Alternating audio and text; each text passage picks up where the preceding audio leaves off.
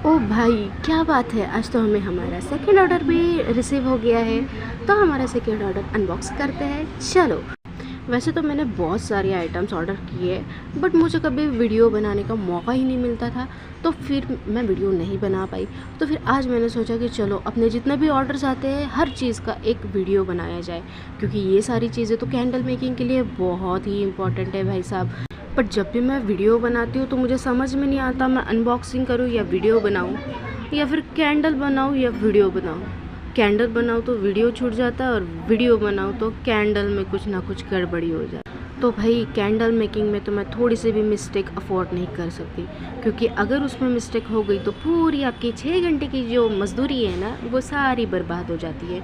तो गाइज़, आपको ये मोल्ड कैसा लगा मुझे कमेंट कर कर ज़रूर बताना। चैनल को सब्सक्राइब करें। कैंडल ऑर्डर करने के लिए मुझे DM करें या व्हाट्सएप करें। Thank you, bye bye.